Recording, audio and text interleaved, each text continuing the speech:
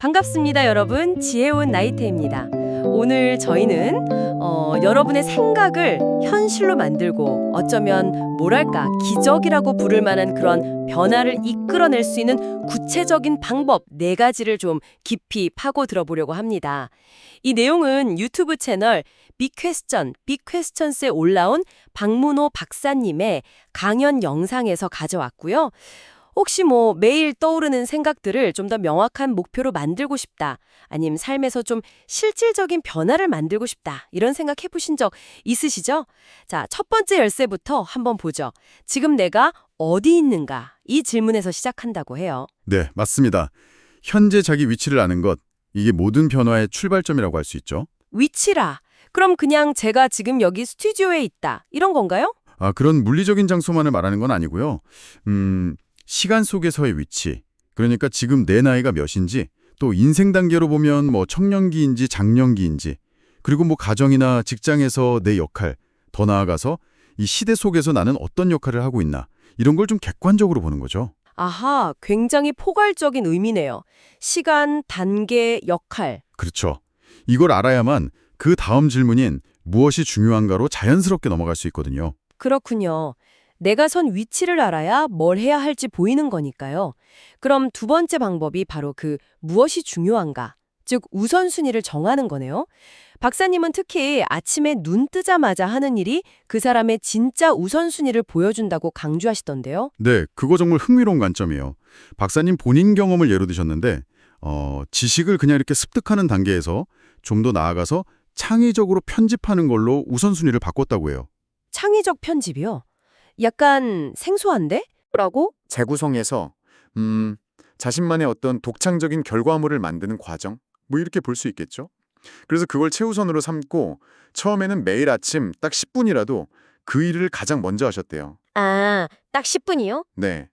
근데 이게 처음엔 좀 막연하고 어려웠는데 3년쯤 지나니까 하루 시간의 70%를 그 가장 중요하고 창의적인 작업에 쓰게 되는 정말 놀라운 변화를 경험하셨다고 하더라고요. 와, 하루 10분이 3년 뒤에 70%가 된다고요. 대단한데요.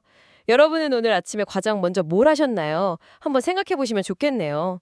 그 꾸준함의 힘이죠. 자, 그럼 세 번째 방법으로 넘어가 볼까요? 이건 좀 특히 인간관계에서 중요할 것 같은데요.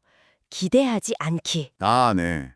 타인에 대한 기대를 내려놓으면 불필요한 실망에서도 좀 자유로워질 수 있다는 거죠. 근데 이게 약간 차갑게 들릴 수도 있을 것 같아요. 기대를 안 한다는 게 정을 안 준다는 건가 싶기도 하고. 그건 절대 아니고요. 오해하시면 안 됩니다. 애정이나 투자를 멈추라는 의미는 전혀 아니에요. 마음을 쏟고 노력은 하되 그 결과, 특히 다른 사람의 반응에 대해서는 미리 기대를 하지 말자는 거죠.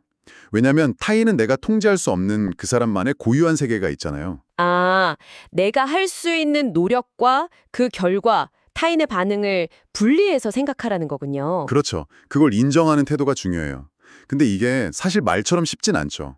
실천하기는 정말 어렵고 많은 경험을 통해 얻어지는 지혜에 가까운 것 같습니다. 맞아요. 머리로는 알겠는데 마음이 잘 안 따라줄 때가 많죠. 네. 자, 이제 마지막 4번째입니다. 우연의 기대기. 우연이요. 계획하고는 좀 반대되는 느낌인데요. 맞아요. 계획하고 예약하는 삶이 물론 안정감을 주죠. 하지만 그게 때로는 예상치 못한 발견이나 새로운 기회를 차단할 수도 있다는 거예요.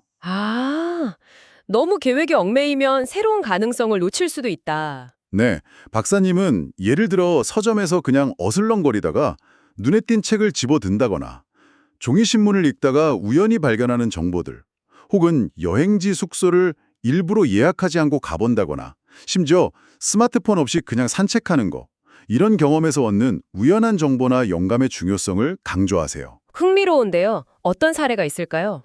예를 들면 한중의 아이들 근시원인이 그냥 공부 많이 해서가 아니라 야외 활동이 부족해서라는 그런 뜻밖의 사실 있잖아요. 또 음식을 오래 씹는 게 치매 예방에 좋다고 알려졌는데 오히려 그게 치매 전조 증상일 수도 있다는 기존 통념을 뒤집는 연구 결과 같은 것들. 이런 건 사실 검색해서 찾기 어렵죠. 와, 정말 예상 밖의 정보들이네요. 네. 근데 여기서 중요한 건 그냥 우연에 맡겨두는 게 아니라 뭔가 더 있군요. 핵심은 열어둠과 동시에 기록하는 습관이에요.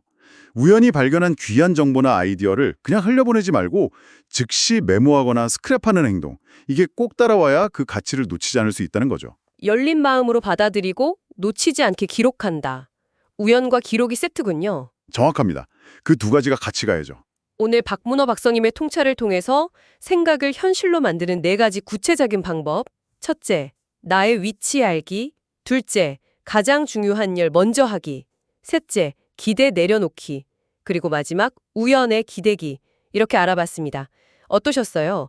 이 중에서 가장 마음에 와닿는 부분이 있으셨나요? 전 이 네 가지가 각각 독립적이라기보다는 서로 이렇게 연결돼서 시너지를 내는 어떤 삶의 태도처럼 느껴졌어요. 특히 모든 걸 계획하고 통제하려는 경향이 좀 강한 현대인들에게는 어쩌면 이 네 번째, 우연에 기대는 삶이 가장 큰 인식의 전환을 요구하는 것 같기도 하고요. 동시에 또 가장 예측 불가능하면서도 풍요로운 가능성을 열어줄 수 있는 그런 열쇠가 아닐까, 뭐 그런 생각을 좀 해봤습니다. 우연에 기대는 삶. 확실히 통제하려는 우리에게는 좀 도전적이면서도 매력적인 제안인 것 같네요. 오늘 저희가 나눈 이야기들이 여러분의 일상과 또 생각의 흐름에 신선한 자극과 영감이 되었기를 바랍니다. 자, 그렇다면 오늘 다룬 4가지 방법 중 당장 내일부터 여러분의 삶에 한번 적용해 볼 단 하나의 작은 실험은 무엇일까요? 그 실험이 또 어떤 예상치 못한 결과로 이어질지 한번 지켜보는 것도 재밌을 것 같습니다. 함께 해주셔서 감사합니다. 지혜로운 나이트의 구독, 좋아요, 알림 설정은 저희 채널 성장에 정말 많은 도움이 됩니다. 네, 감사합니다. 또 다른 좋은 내용으로 다시 뵙겠습니다.